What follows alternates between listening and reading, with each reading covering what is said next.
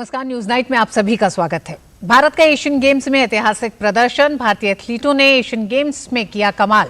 भारत ने पहली बार Asian games में 100 का आंकड़ा छुआ। एथलेटिक्स में सबसे ज्यादा मेडल आए। होगी चर्चा बेहतरीन भारतीय प्रदर्शन की। साथ ही बात होगी इजराइल पर हमास आतंकियों ने किए कई हमले। भारी मात्रा में दागे इजराइल पर रॉकेट। 25 से ज्यादा लोगों की मौत। इजराइल के पीएम बेंजामिन नेतन्याहू ने कहा, हम युद्ध के लिए तैयार, दुश्मनों को चुकानी पड़ेगी कीमत। इस बीच पीएम मोदी ने इजराइल पर हुए आतंकी हमले पर दुख जताया और कहा कि भारत इस कठिन समय में इजराइल के साथ एकजुटता में खड़ा है। इजराइल को है भारत का समर्थन। इजराइल फिलिस्तीन के बीच ताजा हमले क्या युद्ध की ओर बढ़ रहे हैं? ताजा हमलों के पीछे के बदलते भू राजनीतिक कारण क्या हैं?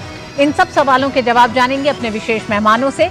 साथ ही होगी देश दुनिया की अन्य बड़ी खबरें भी। मैं हूं ऋतु वर्मा। सबसे पहले शुरुआत अभी तक की सुर्खियों के साथ।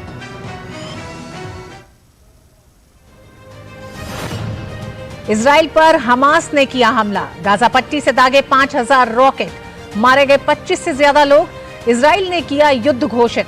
प्रधानमंत्री नेतन्याहू की चेतावनी, चुकानी होगी बड़ी कीमत।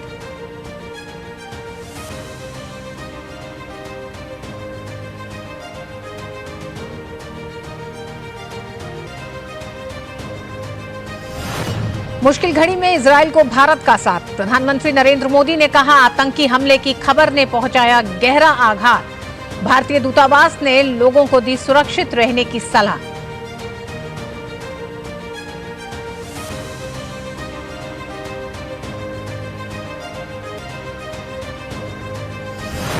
हमास इजराइल टकराव पर दुनिया की अपील, शांति से निकालें समाधान। सऊदी अरब तुर्की की अपील, तत्काल रोकी जाए हिंसा। फ्रांस जर्मनी ने हमलों की निंदा की। अमेरिका की अपील, दोनों पक्ष बरते संयम।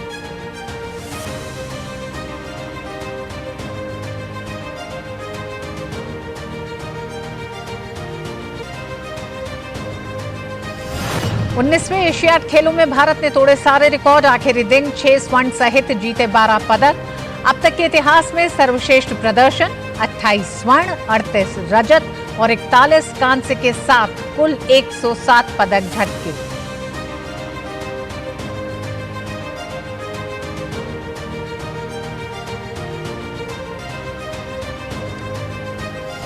बावनवीं जीएसटी परिषद का फैसला। शीरे यानी मोलासिस पर कर 28% से घटाकर किया गया 5%। गन्ना किसानों को होगा फायदा।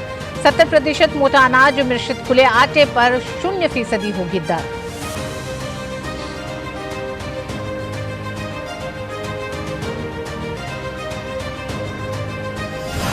उत्तराखंड नरेंद्रनगर में मध्य क्षेत्रीय परिषद की 24वीं बैठक।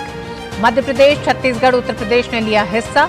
केंद्रीय गृह मंत्री ने की शिरकत। लाख उत्पादक किसानों को फसल बीमा का लाभ देने की तैयारी।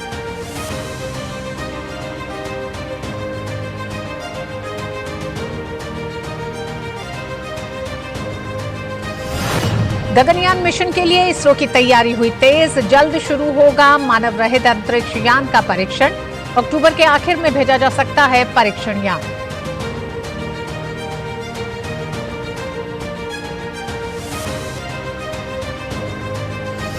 और सिक्किम में बचाव व राहत अभियान तेज करने के लिए रिजर्व बटालियन के सैनिक चुंगथांग की ओर रवाना।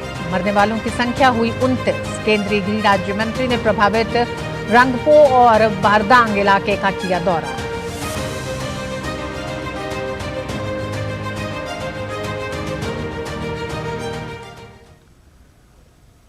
और न्यूज नाइट की शुरुआत करेंगे एशियन गेम्स में भारत के बेहतरीन प्रदर्शन के साथ। भारत ने 19वें एशियाई खेलों में अपने पिछले सर्वश्रेष्ठ प्रदर्शन को बड़े अंतर से पीछे छोड़ दिया। 2018 में जकार्ता में आयोजित एशियाई खेलों में भारत ने 70 पदक जीते थे। वहीं इस बार भारत ने हांगशू एशियाई खेलों में पदकों का शतक लगा दिया है। भारत ने 28 स्वर्ण, 38 रजत और 41 कांस्य सहित 107 पदक अपने नाम कर इतिहास रचा। ये एशियाई खेलों में भारत का सर्वश्रेष्ठ प्रदर्शन है।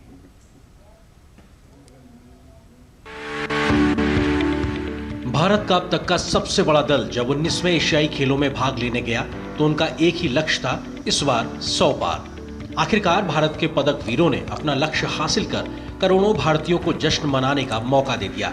भारत ने 19वें एशियाई खेलों में 100 पदक का आंकड़ा पार कर इतिहास रच दिया है। एशियाई खेलों के इस संस्करण में भारत की बेटियां लगातार सुर्खियों में रही हैं। सभी खेलों में भारत की महिला शक्ति की चर्चा हो रही है। शनिवार की सुबह जैसे ही भारत की महिला कबड्डी टीम ने स्वर्ण पदक जीता, भारत ने एशियाई खेलों में पदकों का शतक जड़ दिया। एशियाई खेलों के इतिहास में यह पहला मौका है जब भारत ने 100 पदक का आंकड़ा पार किया है। राष्ट्रपति द्रौपदी मुर्मू, प्रधानमंत्री नरेंद्र मोदी और केंद्रीय खेल मंत्री अनुराग सिंह ठाकुर ने 100 पदक के आंकड़े को पार करने पर भारतीय दल को बधाई दी है। पीएम मोदी ने एक्स पर पोस्ट किया, एशियाई खेलों में भारत के लिए महत्वपूर्ण उपलब्धि। भारत के लोग इस बात से रोमांचित हैं कि हम 100 पदकों की उल्लेखनीय उपलब्धि तक पहुंच गए हैं। मैं अपने एथलीट्स को बधाई देता हूं, जिनके प्रयासों से भारत को यह ऐतिहासिक उपलब्धि हासिल हुई है। उनके शानदार प्रदर्शन ने इतिहास रचा और हमारे दिलों को गर्व से भर दिया। मैं 10 तारीख को हमारे एशियाई खेलों के दल की मेजबानी करने और हमारे एथलीट्स के साथ बातचीत करने के लिए उत्सुक हूँ। खेल मंत्री अनुराग सिंह ठाकुर ने कहा कि एशियन गेम्स के 72 साल के इतिहास में भारतीय खिलाड़ियों ने कई रिकॉर्ड तोड़े हैं।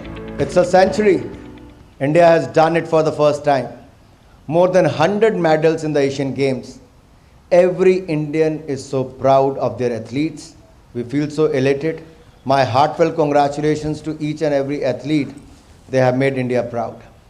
And let me say, 1.4 billion Indians are sending their best wishes and congratulations to the Indian athletes. In the last 72 years, we haven't done that well. But this time, we have broken many world records. We have made many new Asian records. इससे पहले भारत ने Jakarta एशियाई खेलों में 70 पदक हासिल किए थे।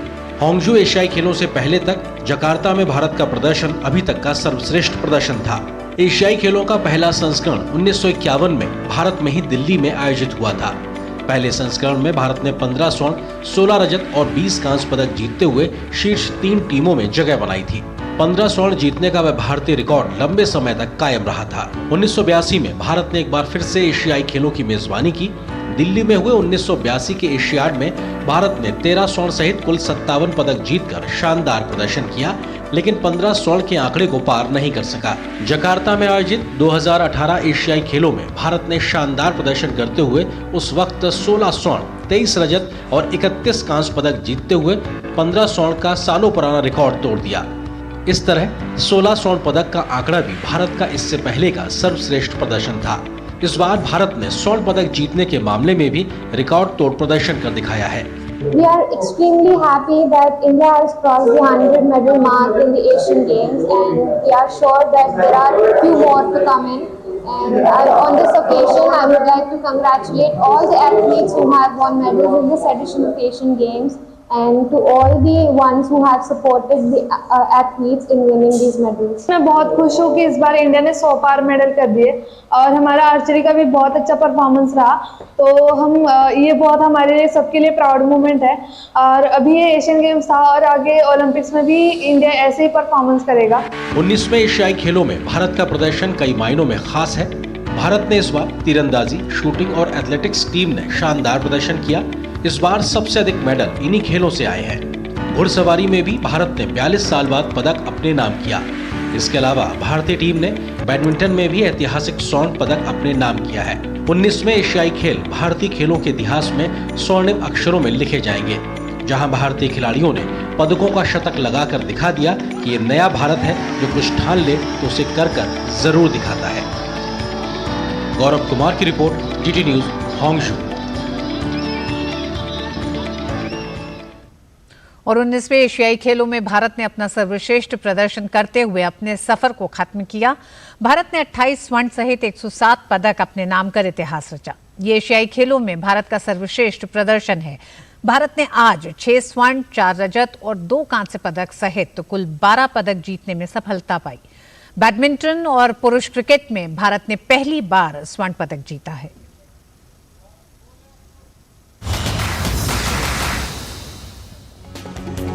19वें एशियाई खेलों में भारत ने शनिवार को 6 स्वर्ण, 4 रजत और 2 कांस्य पदक सहित कुल 12 पदक जीतने में सफलता पाई। इसी के साथ भारत ने एशियाई खेलों के इतिहास में अपना सर्वश्रेष्ठ प्रदर्शन करते हुए 28 स्वर्ण सहित 107 पदक जीतकर अपने अभियान का समापन किया। भारतीय पुरुष क्रिकेट टीम ने भी स्वर्ण पदक जीतने में सफलता पाई। बैडमिंटन के पुरुष युगल में चिराग शेट्टी और सात्विक साईराज की जोड़ी ने देश को ऐतिहासिक स्वर्ण पदक दिलाया। चिराग और सात्विक ने फाइनल में कोरिया की जोड़ी को सीधे गेम्स में हराया। एशियाई खेलों के इतिहास में बैडमिंटन में ये भारत का पहला स्वर्ण पदक है।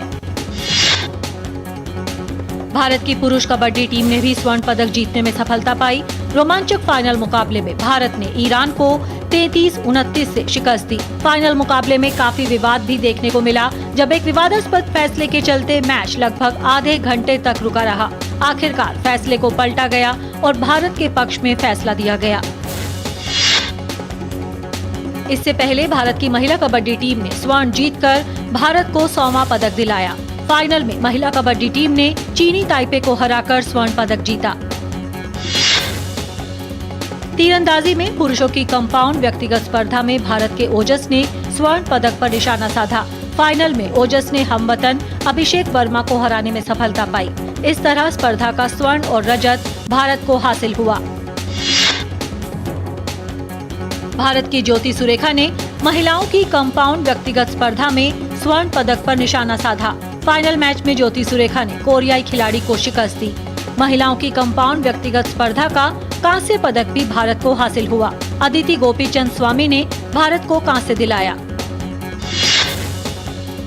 भारतीय महिला हॉकी टीम ने एशियाई खेलों में कांस्य पदक जीता। तीसरे स्थान के लिए हुए मुकाबले में भारतीय महिला टीम ने जापान को 2-1 से हराया। कुश्ती में भारत के दीपक पुनिया ने 86 किलो भार वर्ग में फ्री स्टाइल में रजत पदक जीता। उन्हें फाइनल में ओलंपिक स्वर्ण पदक विजेता ईरान के हसन यजदानी के खिलाफ हार का सामना करना पड़ा। शतरंज में भारत की पुरुष और महिला टीम ने रजत पदक जीतने में कामयाबी पाई। Sports desk, DD news. और होंगजू से और अपडेट के साथ हमारे साथ जुड़ गए हमारे साथी गौरव, भारतीय खिलाड़ी 19वें एशियाई खेलों से एक नई ऊर्जा के साथ वापस लौटेंगे। प्रदर्शन बेहतरीन रहा, 28 स्वर्ण पदकों की और यूं कहें 107 पदकों की अपनी एक अलग कहानी है, लेकिन फिर भी खिलाड़ियों की ऊर्जा, खिलाड़ियों की मेहनत तो है ही। और क्या क्या कारण आप देखते हैं इस बेहतरीन प्रदर्शन के लिए? बिल्कुल रितु, सबसे पहले तो खिलाड़ियों को ही बधाई है, क्योंकि जिस तरह का उन्होंने प्रदर्शन किया है, उत्कृष्ट प्रदर्शन रहा है। जिस जोश और जज्बे के साथ यहाँ पर आकर के उन्होंने अपने प्रदर्शन से ये चीज साबित कर दी कि लगातार खेल की दिशा में वो न केवल खिलाड़ी काम कर रहे हैं, बल्कि सरकार की ओर से जो कार्य किए जा रहे हैं जमीनी स्तर पर, उसका एक बहुत बड़ा योगदान है। कारणों की जो आपने बात की है, उसमें सबसे पहला कारण तो यही दिखता है कि जिस तरह से बुनियादी स्तर पर हमारे जो बुनियादी ढांचे, जमीनी स्तर पर जो बुनियादी ढांचे हैं, उनका जिस तरह से विकास हुआ है, उनका समग्र एक विकास हुआ है। जो एक रोड मैप तैयार किया गया था, उस रोड मैप पर चलते हुए हर खेल को बारीकी से देखा गया, हर खेल की जरूरत को समझा गया, क्योंकि ये एक निरंतर चलने वाली एक प्रक्रिया होती है, जिसमें हर खेल के हिसाब से खिलाड़ियों को न केवल ढूंढा जाता है, उनके टैलेंट को सर्च किया जाता है, बल्कि ये भी ध्यान रखा जाता है कि जो खिलाड़ी हमारे पदक के लिए तैयार हो रहे हैं, उनके सामने क्या क्या चुनौतियां हैं, चाहे वो ट्रेनिंग से संबंधित हो, चाहे वो इंटरनेशनल एक्सपोजर से संबंधित हो, चाहे वो उनके इक्विपमेंट से जुड़ी हुई बातें हो, या उनकी डाइट हो, या आर्थिक स्तर पर हो। तो इन सब चीजों की जो चुनौतियां होती हैं, वो शुरुआत से ही उस पर पूरी तरह से कार्य किया गया। और जो समितियां हैं, जो खेल समितियां बनी हैं, जो खेल संघ को उन्होंने खिलाड़ियों के साथ समग्र रूप से एक वार्तालाप जो होती है वो करते हैं, क्योंकि जब इस तरह की जो मल्टी स्पोर्ट्स होते हैं, उनमें आप रातों रात कोई पदक पैदा नहीं कर सकते। इसके लिए जरूरी ये होता है कि किस तरह से आप जो पिछली जो गलतियां हुई हैं, उनसे आप कितना सीख रहे हैं। तो जकार्ता एशियन गेम्स में हमने देखा था कि हमारे 70 पदक ही आए थे, जिसमें से केवल 16 जो थे वो स्वर्ण थे। तो उसके बाद से ये जो लंबा अंतराल बढ़ा, इस बीच में ये इस कार्य की ओर आगे बढ़ाया गया कि आखिरकार क्या वजह है कि किन कारणों के चलते हमारे जो मेडल का जो ग्राफ है वो बढ़ नहीं पाता। तो उसमें सबसे बड़ा एक केंद्र के रूप में सामने आया कि हमें हर खेल में, हमको केवल 3 या 4 खेल के अंतर्गत नहीं, बल्कि हर खेल में जिसमें हम पार्टिसिपेट कर रहे हैं, उससे पदक लाने की जरूरत है। तो उसमें सबसे बड़ी चुनौती ये होती है कि आखिरकार इसमें कहां पे रुकावट आ रही है। तो इन रुकावटों को देखा गया, उनको समझा गया, खिलाड़ियों की जरूरतों को समझा गया। हमने इस पूरे एशियाई खेलों के दौरान तमाम खिलाड़ियों से बात की, तो उन्होंने इस बात को सामने रखा कि जब भी वो केवल एशियन गेम्स ही नहीं, इससे पहले जो कॉमनवेल्थ गेम्स हुआ था, उससे पहले जो अंतर्राष्ट्रीय स्तर की तमाम अन्य प्रतियोगिताएं होती हैं या घरेलू स्तर की जो प्रतियोगिताएं होती हैं, उसमें जब वो अपना परफॉर्मेंस देते हैं, उसमें अगर कुछ कमियां रहती हैं तो वो संबंधित अधिकारियों को बताते हैं, सरकार के सामने इस बात को रखते हैं कि हमें इस तरह की सुविधा जो है ये चाहिए, ताकि हम अपनी जो प्रैक्टिस है वो इस कंडीशंस में करना चाहते हैं। हमें एक बेहतर कोच चाहिए, हमें एक स्पोर्ट्स साइंस से जोड़ा जाए, ताकि स्पोर्ट्स साइंस की जो आज इंफ्रास्ट्रक्चर है देश में वो बेहतर तरीके से हम देख रहे हैं, सामने है, तमाम कोचेस जो है वो सामने है। तो जब इन सब तमाम बातों पर जब विश्लेषण होता है, जब इन सब बातों का एक कहना चाहिए आदान प्रदान होता है खिलाड़ियों से, सरकार को समझ में आता है कि आखिरकार उनकी क्या जरूरतें हैं और उसको पूरा किया जाता है। मसलन उदाहरण के तौर पर अगर मैं आपको बताऊं कि इन एशियाई खेलों के लिए बॉक्सिंग का जो दल था भारतीय, उन्होंने सरकार के सामने रखा कि उन्हें जो है कि 2 हफ्ते पहले यहाँ की कंडीशन के हिसाब से ढलने के लिए एक कैंप चाहिए, तो उसका पूरा बकायदा इंतजाम किया गया। उन्हें हांगझोउ में एक कैंप दिया गया जहां पर वो अपने आप को इन कंडीशंस के हिसाब से ढाल सकें और यहाँ पे जो स्पेयर पार्टनर चाहिए उनके हिसाब से वो अपनी तैयारी को अंजाम दे सके। जी हाँ, बिल्कुल गौरव, सरकार की नीतियों और तमाम एक तरह से जो प्रयास हैं वो खिलाड़ियों तक पहुंचे और खिलाड़ियों का क्या फीडबैक है वो सरकार तक पहुंचे, वो जो तारतम्य है उसने एक तरह से इस प्रदर्शन को और भी बेहतरीन बनाया है। गौरव, अंत में आपसे यही जानना चाहेंगे, इस प्रदर्शन को देखते हुए क्या लगता है कि आने वाले पेरिस के ओलंपिक्स के लिए कितनी तैयारी दिखाई देती है भारतीय खिलाड़ियों की? देखिए, ये महज एक शुरुआत है। ये शुरुआत इसलिए है क्योंकि यहाँ से हमने अपने आप के खेल का जो विस्तार है उसको एक नई दिशा दी है। हमने देखा है कि हमने ऑस्ट्रेलियन में 41 साल के बाद पदक जीता, हमने कैनोइंग में पदक जीता, सेलिंग में जीता, रोइंग में जीता और शूटिंग की स्कीट की स्पर्धा में हम पहली बार जो है वो पदक जीत पाए वहां पे भी। तो ये एक शुरुआत है, ये शुरुआत है कि हम बाकी खेलों में भी अपने वर्चस्व को आगे बढ़ा रहे हैं। तो जरूरी यही रहेगा कि यहाँ से जो पेरिस ओलंपिक का सफर है, क्योंकि चुनौतियां यही रहेंगी, तो बड़ा स्वरूप होगा ओलंपिक में, तो वहां के हिसाब से आपको ये देखना होगा कि आखिरकार ये जो इस बार का हमारा आंकड़ा जो है वो 107 तक रहा है, आखिरकार जो मेडल जो हमारे हाथ से निकल गए या जो नहीं पूर्ण हो पाए उनमें कमियां कहां रह पाई हैं। तो यही जो प्रक्रिया है ये आगे भी जारी रहेगी और इसके जो अच्छे परिणाम है वो हम जरूर आगे आने वाले समय में देख सकते हैं, क्योंकि हमने इस बार वुशु के खेल में भी रोशोबिना देवी जो कि मणिपुर से आती हैं, उन्होंने मेडल जीता है। तो जाहिर तौर पर जब कोई मेडल किसी एक ऐसे खेल से आता है जिसमें हम पहले जहां पर हमारी उपस्थिति नहीं थी, वहां से अगर हम मेडल लेकर के आते हैं तो उसके प्रति ज्यादा जागरूकता भी फैलती है, ज्यादा चर्चा भी होती है और लोग जो लोग हैं जो कि अपने बच्चों को खेलों में डालना चाहते हैं वो ज्यादा आकर्षित होते हैं। तो इन सब का नतीजा है कि जमीनी स्तर पर जो कार्य हो रहे हैं उसका एक अच्छा रिफ्लेक्शन जो है वो हमें मेडल्स के रूप में मिल रहा है और इसमें कोई दो राय नहीं, इसमें अहम भूमिका जो है वो खेलो इंडिया और टॉप्स की जो स्कीम है वो निभा रही है। बिल्कुल गौरव, खेलों के प्रति देश में जो मानसिकता बदली है उसका एक बड़ा असर खिलाड़ियों के प्रदर्शन पे भी दिखाई दे रहा है, साथ ही साथ ज्यादा से ज्यादा लोग जागरूक भी होंगे और प्रोत्साहित भी होंगे कि खेलों में अपने बच्चों को शामिल कर सके। बहुत बहुत धन्यवाद गौरव पूरी जानकारी के लिए। और न्यूज नाइट में वक्त एक छोटे से ब्रेक का। मैं क्या जी, सब जानते हैं, जहां दिखे मारियो, अपना समझ के खा लियो। होंगे बच्चे स्वस्थ भले भूलेगा बचपन, इन्हें पिलाओ मुगली घुट्टी 555। दिन तिनक दिन तिनक दिन दिन तिनक दिन तुम जाना दिन। अरे गोविंदा जी, आप यहाँ? हाँ बबुआ, हम यहाँ। पर तुम क्या छुपा रहे हो वहाँ? कुछ भी तो नहीं। जब दांत खाज की खुजली पे ना हो काबू तो उसे गमछे से नहीं छुपाते बाबू। तो फिर उसे भगाए कैसे? जालिम लोशन लगाकर दांत खाज की खुजली एक्जिमा जड़ से निकाले। अभी खरीदे जालिम लोशन। गोल्डी छोले मसाले, जहाँ जाए रिश्ते बनाए, जहाँ जाए रिश्ते बनाए, गोल्डी मसाले। मैं क्या जी, सब जानते हैं, जहां दिखे मारियो, अपना समझ के खा लियो।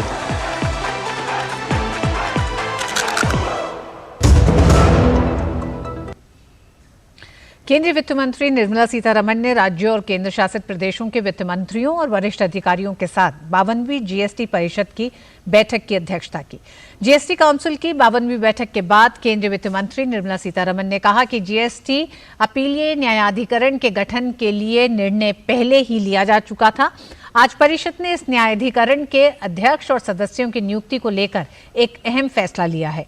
उन्होंने बताया कि फैसला लिया गया है कि अध्यक्ष और सदस्यों का कार्यकाल अधिकतम 70 वर्ष की आयु तक होगा। पहले ये 67 वर्ष था। For the president and the members, it was 67 and 65 respectively. Whereas what we have now done is the tenure can be up to 70 and 67 respectively. For the president it is 70, earlier it was 67. For the member it is 67 now, earlier it was 65. The minimum age of appointment, of course,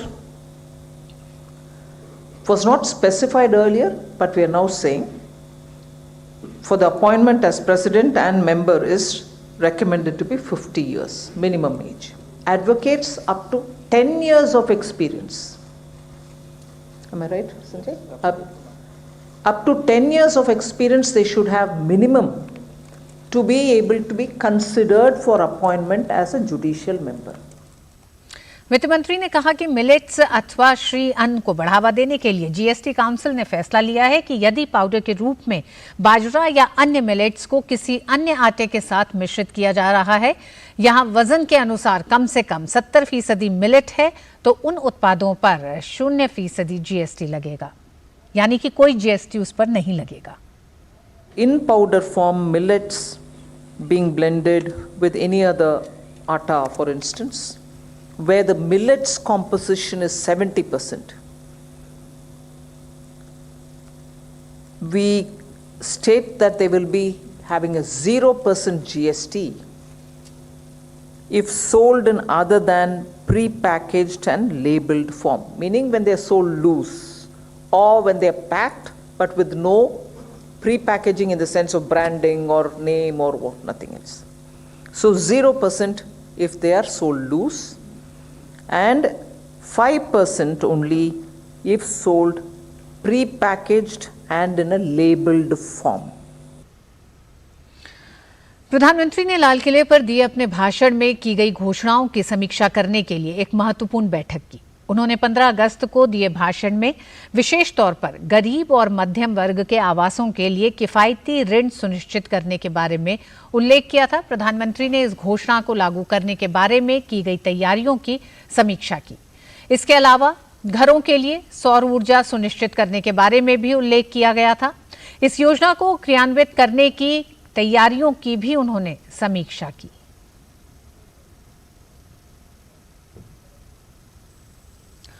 और आइए अब बात Israel और फिलिस्तीन के बीच ताज़ा हमलों की।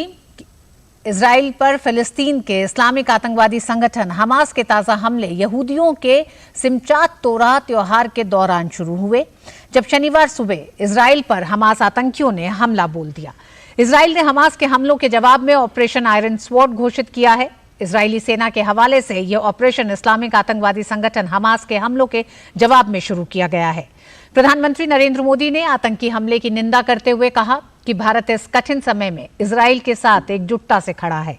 हमास आतंकियों के इस हमले को लेकर भारत सरकार ने इजराइल में अपने नागरिकों के लिए एडवाइजरी भी जारी की है।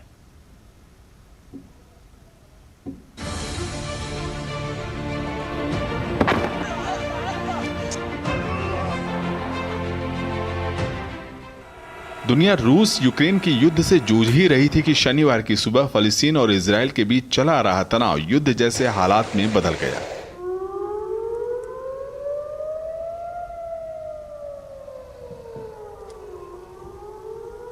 फलस्तीन के उग्रवादी समूह हमास ने आश्चर्यजनक तौर पर दक्षिण इजराइल सहित कई जगहों पर 5000 रॉकेट दागने का दावा किया। वहीं कुछ इजरायली सैनिकों को बंधक बनाने का भी दावा हमास ने किया। हमास की ओर से ये साल का सबसे बड़ा हमला माना जा रहा है। हमास के प्रमुख दाइफ ने इस हमले की जिम्मेदारी ली और ऑपरेशन को अल अस्का स्टॉर्म नाम दिया है। हम अल अक्सा ऑपरेशन की शुरुआत की घोषणा करते हैं।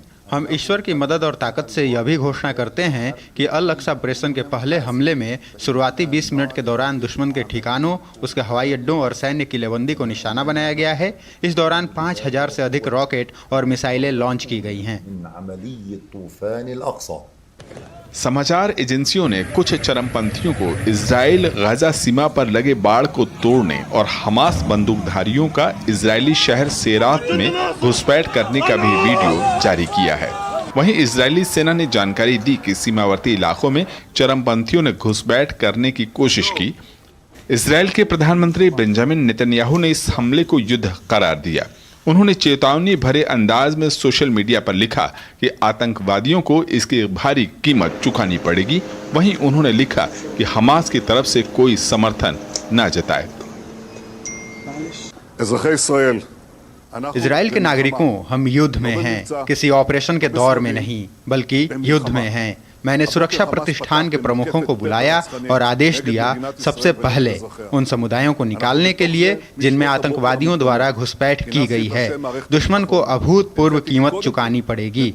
इस बीच मैं इजराइल के नागरिकों से सेना और होम फ्रंट कमांड के निर्देशों का सख्ती से पालन करने का आह्वान करता हूं।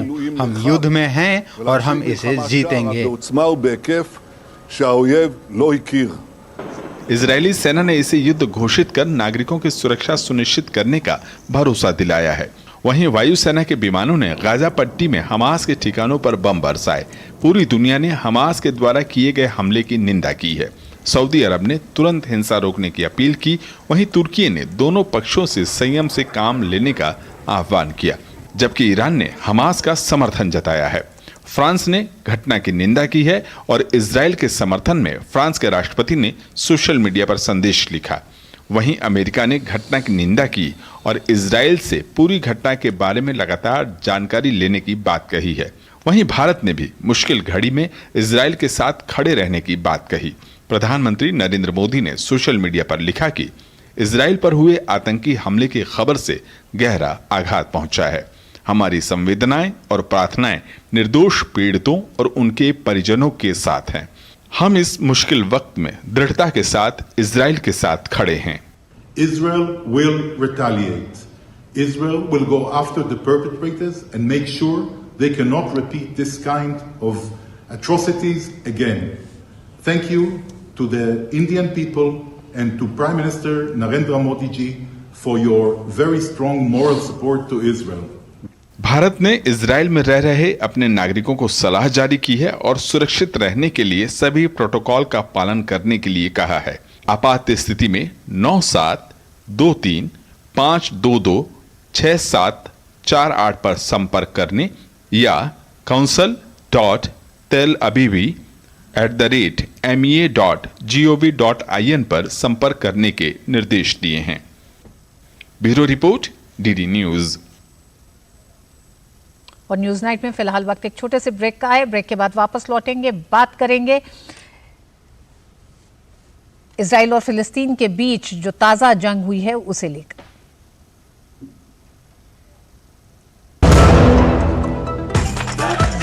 मैं क्या जी, सब जानते हैं, जहां दिखे मारियो, अपना समझ के खा लियो।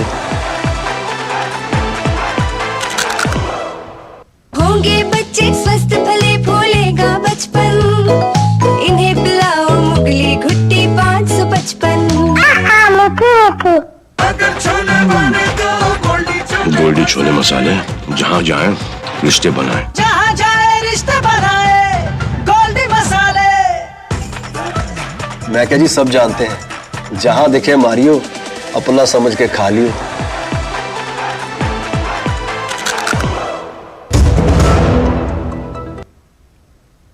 प्रधानमंत्री नरेंद्र मोदी ने इजराइल पर आतंकी संगठन हमास के हमले को लेकर अपनी पहली प्रतिक्रिया में कहा कि भारत इस कठिन समय में इजराइल के साथ है। आज हमारा विशेष इसी पर आधारित है, इजराइल पर आतंकी हमला, मुश्किल घड़ी में भारत इजराइल के साथ। दो विशेष मेहमान हमारे साथ जुड़ गए हैं इस पर चर्चा करने के लिए। लेफ्टिनेंट जनरल सतीश दुआ, retired former chief of integrated defence staff, और साथ ही हमारे साथ कमर आगा साहब जुड़ गए हैं, फॉरेन अफेयर्स के विशेषज्ञ हैं। आप दोनों का ही बहुत बहुत स्वागत है। सबसे पहले कमर साहब आप ही के पास आना चाहेंगे। प्रधानमंत्री ने जिस तरह से एक तरह से कह सकते हैं कि बिना हमास का नाम लिए भी उन्होंने कहा कि इजराइल पर यह आतंकी हमला है, भारत एकजुटता के साथ इजराइल के साथ इस कठिन समय में खड़ा है। भारत इजराइल और भारत फिलिस्तीनी संबंधों के बीच प्रधानमंत्री नरेंद्र मोदी के इस बयान के क्या मायने दिखते हैं?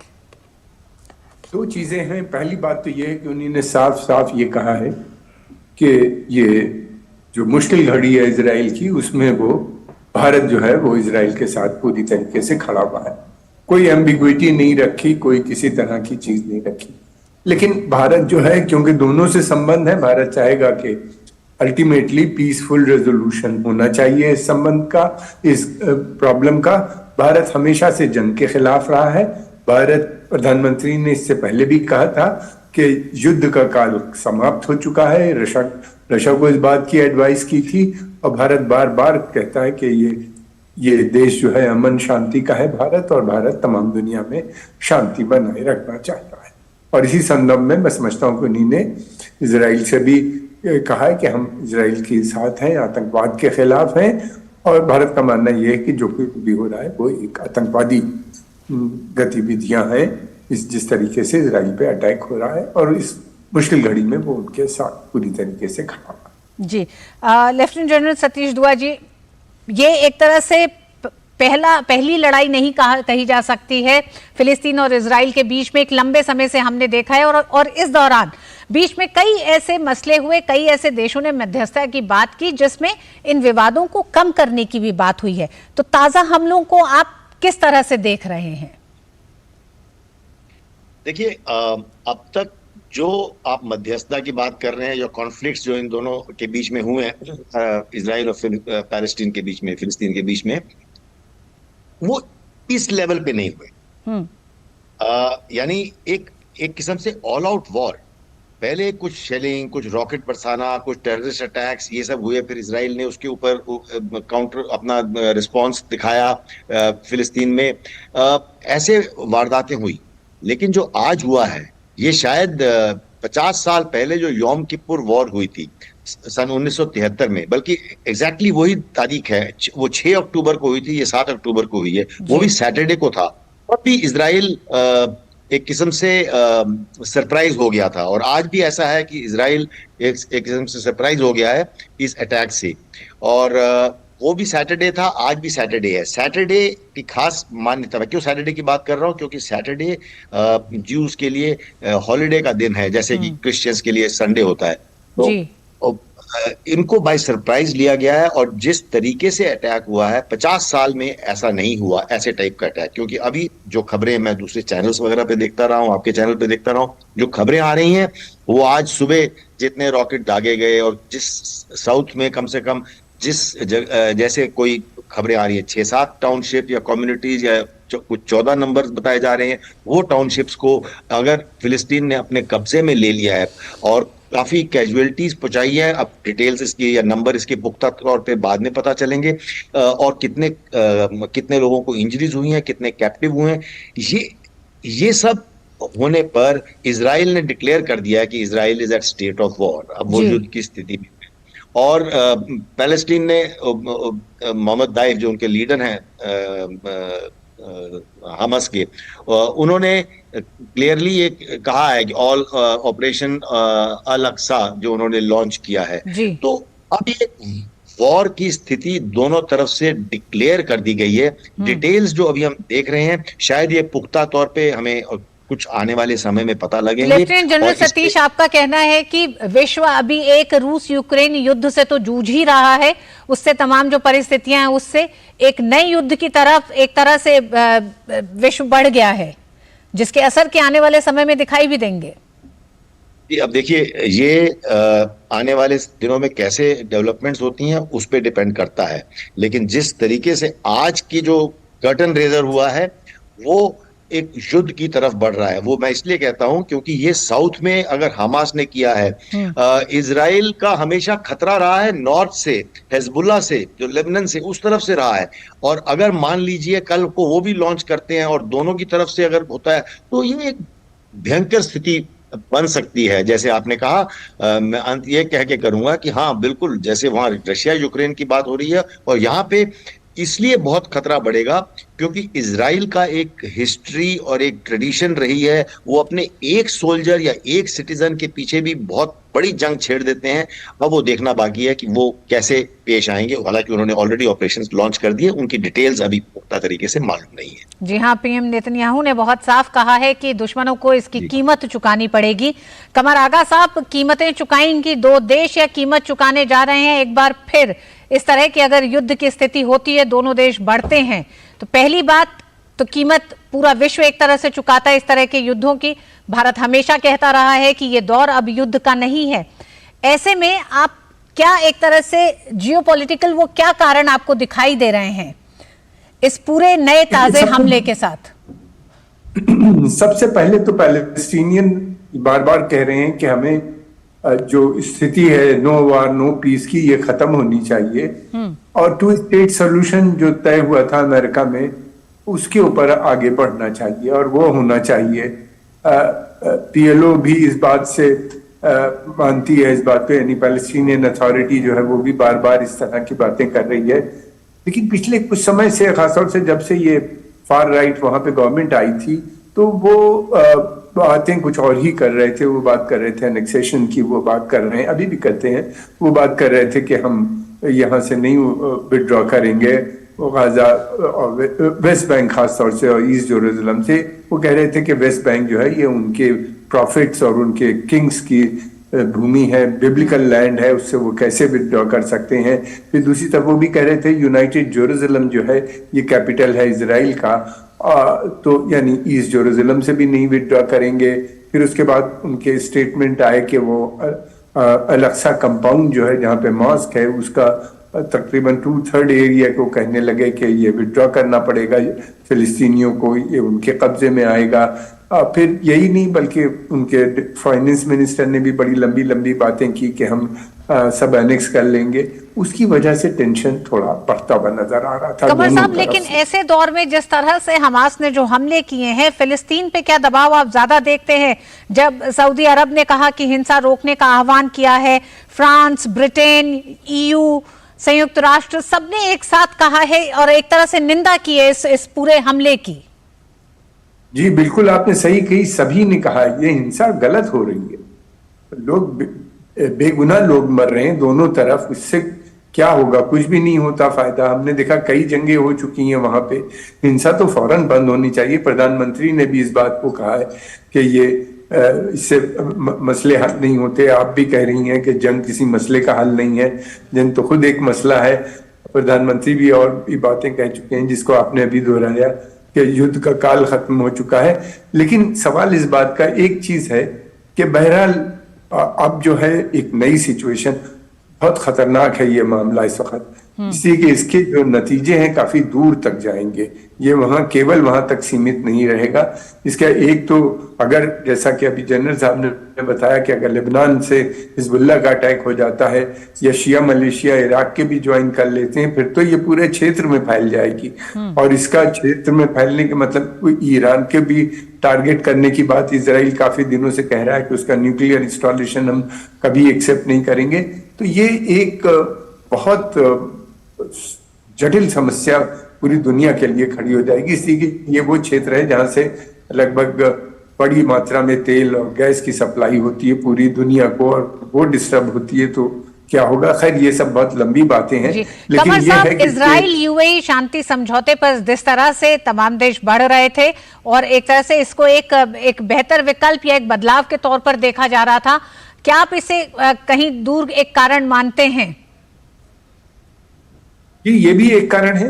अब मुझे नहीं लगता कि सऊदी अरेबिया इस हाल में अब्राहम अकॉर्ड को ज्वाइन करेगा आने वाले समय। मुश्किल हो गया उनके लिए, इसलिए कि सऊदी अरेबिया के लिए बड़ी मुश्किल हो गई है। एक तरफ तो वो चाहता है कि अब्राहम अकॉर्ड का बने, तो उसकी जनता नाराज होती है, और इस समय तो और ही ज्यादा हो जाएगा। हालात जिस तरह के है, पब्लिक ओपिनियन अरब वर्ल्ड में बदली भी नजर आ रही है। तो दूसरी तरफ ये कि अमेरिकन चाहते हैं कि वो इस अकॉर्ड को ज्वाइन करे, अगर नहीं करता है तो अमेरिकन भी नाराज होते हैं। उनके लिए बड़ी बहुत टाइट रोप वॉक होगी। मैं समझता हूँ कुछ समय के लिए उनको वो अब इब्राहिम अकॉर्ड में का हिस्सा नहीं बनेंगे। इसलिए आज भी जो उनका स्टेटमेंट आया है, उन्हीं ने एक तरफ तो कहा है कि हिंसा बंद होनी चाहिए, मगर दूसरी तरफ उन्हीं ने ये भी कहा है कि 2 स्टेट सोल्यूशन के तरफ बढ़ने की बात की है उन्हीं ने। जी लेफ्टिनेंट जनरल सतीश जी, अब जिस तरह से नाम दिया गया है, यानी कि हमास के हमले के बाद जब इजराइल ने पलटवार किया है, हमले की तैयारी, हमला किया है, तो ऑपरेशन आयरन स्वॉर्ड दिया है। ये जो नाम जो चुने गए हैं, जो रखे गए हैं दोनों तरफ, ये किस तरह के संकेत दे रहे हैं? आपका कहना है कि पिछले कई सालों के जो तमाम हमले और जो छोटे मोटे हमले जिनको कि युद्ध के तौर पर देखा जाए, ये उससे अलग दिखाई देता है, यानी कि ये फिलिस्तीन और इजराइल के बीच का खुला युद्ध अब है। देखिए, खुला युद्ध इसलिए है क्योंकि ये पहली बार है पिछले 50 सालों में देखा जाए तो ये जो उग्रवादी हैं, टेररिस्ट ग्रुप है, हमास है, ये इजराइल की टेरिटरी में आ गए हैं और उन्होंने कैप्चर कर लिए हैं कुछ सेटलमेंट्स, टाउनशिप कहें या वहां पे शायद कम्युनिटी, छोटी उनको कम्युनिटीज कहें, जो भी आप नाम दें, वो कुछ इलाके उनके कब्जे में हैं आज। ये इतना तो इजराइल का भी मानना है। हम अलग चैनलों पे हम देख रहे हैं, जो उनके वहां के जो रिपोर्टर्स बता रहे हैं वो बात कह रहा हूं मैं। इसलिए ये एक अपने आप में एक बहुत बड़ी मतलब एक बहुत बड़ी घटना है। अब ऑपरेशंस के नाम तो खैर उन्होंने ऑपरेशन अल अक्सा मॉस्क, अमर साहब ने भी जैसे कहा, अल अक्सा मस्जिद वो है जो इजराइल में जेरूसलम में जहाँ पे कि सभी फेथ मिलते हैं, और इन्होंने जो दिया है स्वॉर्ड्स ऑफ आयरन, इजराइल के जो ऑपरेशन का नाम है स्वॉर्ड्स ऑफ आयरन, तो वो ये खास तौर पे दिखाता है कि ये ऑल आउट वॉर की स्थिति में है। और इनफैक्ट मैं तो ये कहूंगा ये अंदर घुसाए हैं हमास के टेररिस्ट। अब इजराइल के पास और कोई चारा ही नहीं है, चाहे जो इसकी इम्प्लीकेशंस हो बाद में हो, क्योंकि अब उनके सोल्जर्स, उनके नागरिक कब्जे में ले लिए गए हैं। काफी फेटल कैजुअलिटीज हो गई हैं। कितनी हुई हैं मैं नहीं कह सकता, अभी आज की तारीख में आईडीएफ ने वो फिगर्स रिलीज नहीं की हैं, लेकिन कुछ हुई हैं, इसमें कोई संदेह नहीं है। तो कहने का मतलब ये है कि अब इसका कोई उपाय नहीं है सिवाय इसके कि इजराइल पहले उनको खदेड़े उस इलाके से, तो वो एक लड़ाई होगी। उसके बाद अपने बॉर्डर्स को सिक्योर करे, न सिर्फ साउथ से जहां पे ये हमले हुए हैं, बल्कि नॉर्थ से जहां से हिजबुल्लाह का भी खतरा है, और उसके रिटेलिएशन में वो क्या करेगा वो देखना बाकी। लेफ्टिनेंट जनरल सतीश, ये जमीन और मजहब की लड़ाई है दो देशों के बीच में। ऐसे में प्रधानमंत्री नरेंद्र मोदी ने जब ये कहा कि इजराइल पर आतंकी हमला और इजराइल के साथ भारत, आप किस तरह का किस तरह से इस बयान को भी देखते हैं और क्या बड़ा बदलाव देखते हैं? देखिए, इस भारत के मेरी समझ से संबंध फिलिस्तीन के साथ और इजराइल के साथ, दोनों के साथ अच्छे हैं, लेकिन हमास एक टेररिस्ट ऑर्गेनाइजेशन है और भारत टेररिज्म से अपने इंडिपेंडेंस से लेके अब तक हमेशा पीड़ित रहा है। अलग अलग स्टेट्स में देखा जाए, अभी भी चल रहा है जो जम्मू कश्मीर में या मणिपुर में, हम देख रहे हैं कि उग्रवादियों से क्या हश्र हो सकता है जी। तो इसलिए भारत हमेशा उग्रवादियों की निंदा करेगा, ये हमारा एक प्रिंसिपल स्टैंड है। और वही प्रधानमंत्री ने कहा है कि हमें दुख है कि ये घटना हुई है, इसलिए हम इजराइल के साथ खड़े हैं इस चीज में। ये मेरी इंटरप्रिटेशन है उनकी स्टेटमेंट जी। कमर आगा साहब, हमने देखा कि प्रधानमंत्री ने जब अपना ये बयान एक तरह से एक्स प्लेटफॉर्म पर डाला है, उसके बाद कुछ ही मिनटों में इजराइल की तरफ से भी मैसेज आया और उसमें शुक्रिया भी अदा करा। साथ ही उन्होंने ये कहा कि आतंकवाद को लेकर भारत जो लगातार विश्व के तमाम देशों के साथ एक आम राय बनाई है आतंकवाद के खिलाफ, उसमें भारत का ये स्टैंड बेहद महत्वपूर्ण हो जाता है। क्या आप मानते हैं कि इस्लामिक आतंकवादी संगठन हमास को लेकर जिस तरह से प्रधानमंत्री ने कड़े शब्दों में, एक तरह से प्रधानमंत्री ने कहा, वो स्तब्ध हैं और इजराइल के साथ हैं? जी, आपने सही कहा।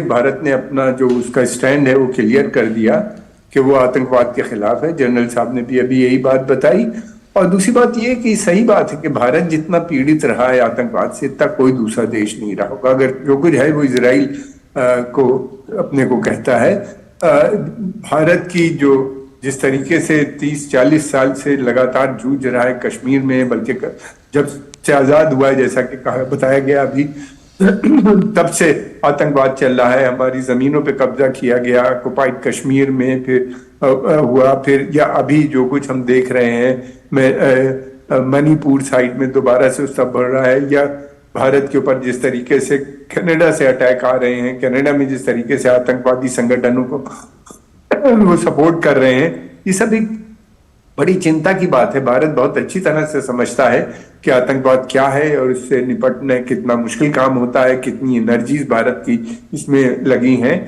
और इसी को देखते हुए उन्हीं ने इनको सपोर्ट, इजराइल को भी सपोर्ट किया। भारत का मानना ये कि हमस जो है वो एक आतंकवादी संगठन है। भारत जो है इसके जो रिश्ते हैं वो पैलेस्टाइन अथॉरिटी के साथ हैं, और पैलेस्टाइन अथॉरिटी की वो मदद भी करता है। बहुत सी एड ग्रांट्स पैलेस्टीनियन स्टूडेंट्स को यहाँ पे स्कॉलरशिप्स वगैरह भी मिलते हैं, एडमिशन भी होते हैं, मेडिकल हो या दूसरी हो, आईटी सेक्टर में भी उनकी मदद की जाती है। वो एक अलग चीज है, लेकिन यह है कि आतंकवाद को भारत कभी किसी भी मुल्क में अगर होता है तो उसको सपोर्ट नहीं करता। जी, बहुत बहुत धन्यवाद आप दोनों ही मेहमानों का इस पूरे विषय पर चर्चा के लिए। धन्यवाद कमर आगा साहब आपका भी, और सतीश जी आपका भी। वक्त एक छोटे से ब्रेक का।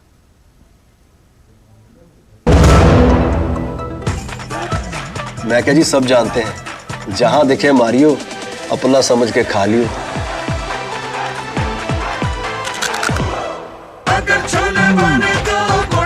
गोल्डी छोले मसाले, जहां जाए रिश्ते बनाए, जहाँ जाए रिश्ते बनाए, गोल्डी मसाले।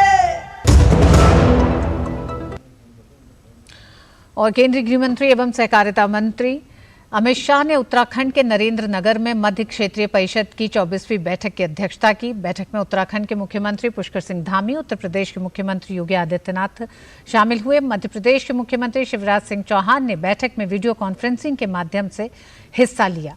बैठक में छत्तीसगढ़ के गृह मंत्री ताम्रध्वज साहू ने भी शिरकत की। गृह मंत्री अमित शाह ने कहा कि प्रधानमंत्री नरेंद्र मोदी के नेतृत्व में क्षेत्रीय परिषदों की भूमिका सलाहकार से बदलकर अब एक्शन प्लेटफॉर्म के रूप में कारगर साबित हुई है। वहीं लाख उत्पादन को संशोधित मौसम आधारित फसल बीमा योजना में शामिल करने के लिए ICAR द्वारा अध्ययन किया जाएगा। इसके तहत किसान क्रेडिट कार्ड जारी किए जा रहे हैं। वहीं कोदो और कुटकी उपज के मूल्य को रागी के न्यूनतम समर्थन मूल्य के बराबर तय करने का भी निर्णय लिया गया। इसके अलावा बैठक में 5 किलोमीटर के दायरे में हर गांव तक बैंकिंग सुविधा, देश में 2 लाख नई पैक्स के गठन, रॉयल्टी और खनन संबंधित मुद्दों और वामपंथी उग्रवाद प्रभावित जिलों में बुनियादी सुविधाओं के निर्माण जैसे मुद्दों पर भी चर्चा हुई। वहीं केंद्रीय मंत्री ने जानकारी दी कि 2004 से 2014 के बीच कुल 570 मुद्दों पर चर्चा हुई, जिनमें से 448 को सुलझा लिया गया, जबकि 2014 से 2023 के बीच कुल 1315 मुद्दों पर चर्चा हुई, जिनमें से 1157 मुद्दों को सुलझा लिया गया है। और जैसा कि हमने बताया, केंद्रीय गृह मंत्री अमित शाह उत्तराखंड के देहरादून के दौरे पर है। अमित शाह ने देहरादून में आयोजित 49वीं अखिल भारतीय पुलिस विज्ञान कांग्रेस में भी शामिल हुए। इस दौरान उन्होंने एक प्रदर्शनी का अवलोकन भी किया। केंद्रीय गृह मंत्री अमित शाह ने कार्यक्रम को संबोधित करते हुए कहा, नरेंद्र मोदी के प्रधानमंत्री बनने के बाद जम्मू कश्मीर वामपंथी उग्रवादी पीड़ित क्षेत्रों और पूर्वोत्तर में कानून व्यवस्था बनाए रखने में मोदी सरकार ने सफलता प्राप्त की है। नरेंद्र मोदी जी के प्रधानमंत्री बनने के बाद देश के 3 हॉटस्पॉट जम्मू कश्मीर, वामपंथी उग्रवादी क्षेत्र और नॉर्थ ईस्ट, ये तीनों क्षेत्र के अंदर कानून और व्यवस्था की परिस्थिति को बेहतर उत्कृष्ट करने में नरेंद्र मोदी सरकार ने सफलता प्राप्त की है। आज धारा 370 के उन्मूलन के बाद जम्मू कश्मीर की स्थिति देखकर देश का हर एक नागरिक चैन की सांस ले सकता है कि हमारा जम्मू कश्मीर हमेशा के लिए अब भारत का हिस्सा बन चुका है।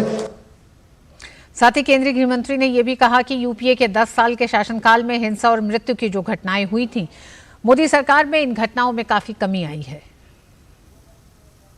ये के 2004 से 14 के शासनकाल के अंदर हिंसक घटनाएं 10 साल में 33,200 थी। ये तीनों हॉटस्पॉट पर 33,200 हिंसक घटनाएं थी और 2014 से 29 के 9 साल के अंदर 2014 से 23 के 9 साल के अंदर 10 साल की 33,200 के सामने 12,358 ही हिंसक घटनाएं हुई और कुल मृत्यु सिक्योरिटी पर्सोनल और नागरिकों की मृत्यु 11,947 10 साल के अंदर हुए थे और 9 साल के अंदर 11,947 के बनाम सिर्फ 3,240 हुए हैं और मैं आपको विश्वास दिलाता हूं कि आने वाले 5 साल के अंदर ये इससे भी कम हो जाएंगे।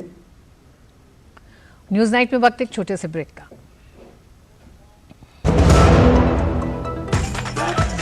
मैं क्या जी सब जानते हैं, जहां दिखे मारियो, अपना समझ के खा लियो। होंगे बच्चे स्वस्थ भले फूलेगा बचपन, इन्हें पिलाओ मुगली घुट्टी 555। हाय, पहचाना मुझे? मैं गुड्डी।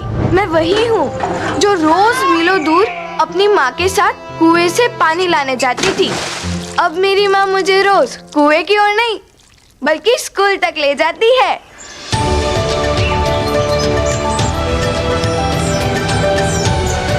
अरे किधर को चली सवारी? कुएं की तरफ तो नहीं? अरे नहीं नहीं सरपंच दीदी, मोदी जी के प्रयास से कुएं पर जाना हुआ बीता हुआ कल। अब तो है हमारे यहाँ नल से शुद्ध जल। बिल्कुल सही। प्रधानमंत्री नरेंद्र मोदी जी हमारी परेशानी समझकर इतना बड़ा काम तेजी से पूरा करवा रहे हैं। तभी तो हर घर में नल से शुद्ध जल आने से गांव की सभी बहनों और बेटियों को रोज पानी सर पर ढोकर लाने की परेशानी से मुक्ति मिली है। हाँ, और साथ ही बीमारियाँ भी बहुत कम हुई है। वाह दीदी।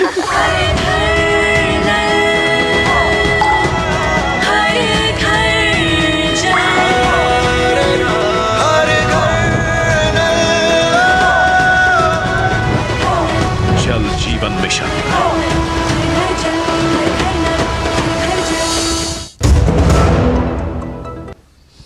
आरएसएस प्रमुख मोहन भागवत अमृत शतम 2023 व्याख्यान श्रृंखला कार्यक्रम के लिए केरल के कोझिकोड पहुंचे। इस मौके पर उन्होंने कहा कि वो एक समृद्ध भारत चाहते हैं। उन्होंने समावेशी और एकजुट समाज को बढ़ावा देने के लिए आरएसएस की प्रतिबद्धता पर जोर दिया। So if we want a peaceful world, we want a prosperous Bharat. And for prosperous Bharat, we want a society with qualities, a society with unity. Unless that change occurs, good leaders, good policies, good governance, nothing will work. They will do good up to this limit. Beyond that, they will fail. The reason of failure are individuals. Because society behaves in a particular way, not because of intellectual thinking. और इधर सिक्किम के आपदाग्रस्त क्षेत्रों में राहत और बचाव कार्य जोरों पर है। इस बीच केंद्रीय गृह राज्य मंत्री अजय कुमार मिश्रा ने सिक्किम के रंगपो और बारदांग इलाकों का दौरा किया। वहीं सिक्किम के मुख्यमंत्री प्रेम सिंह तमांग ने मंगन जिले के बाढ़ प्रभावित क्षेत्रों और राहत शिविरों का भी दौरा किया और प्रभावित लोगों को हर संभव सहायता देने का आश्वासन दिया।